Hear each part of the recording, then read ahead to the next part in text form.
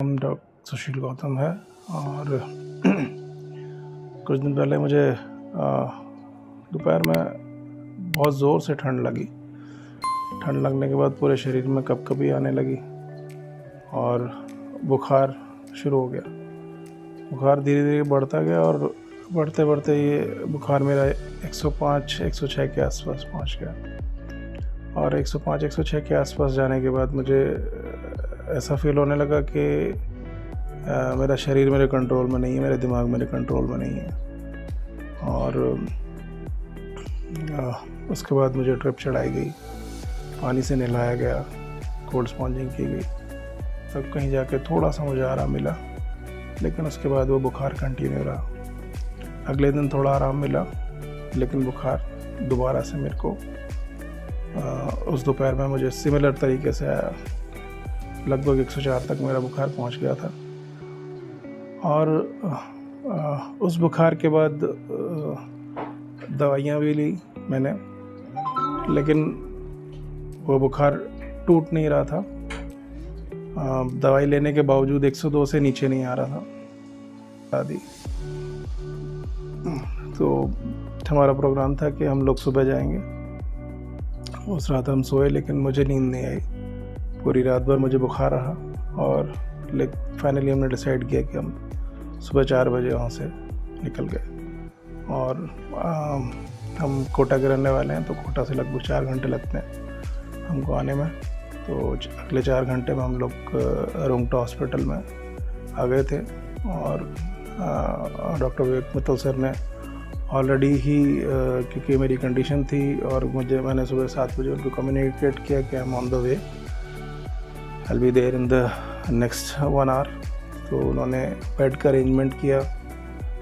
जितने भी essential services start होने चाहिए थी उसको पहले ही अरेंजमेंट करके सभी लोगों को इन्फॉर्म कर दिया था, ताकि मेरे को आते एडमिशन के दौरान ही सारी की सारी सुविधाएं मिल पाएँ, मुझे बहुत परेशानी नहीं हो।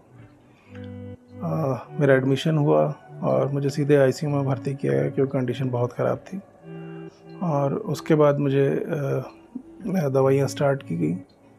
और दवाइयाँ स्टार्ट करने के साथ साथ शुरुआत में तो बुखार में फ़ायदा हुआ, लेकिन 1 2 3 दिन बुखार रहा भी, लेकिन बीच में टूटा भी। तो हम लोग उम्मीद से थे कि बुखार जो है चला जाएगा। लेकिन एक स्टेज ऐसी आई कि जहाँ पे बुखार में उतना फ़ायदा नहीं हो पा रहा था। और काफ़ी सारी चीज़ें थीं जो शरीर को परेशान कर रही थी। हम लोग सस्पेक्ट कर रहे थे कि शायद पैनक्रियाटाइटिस हो सकता है, या आपको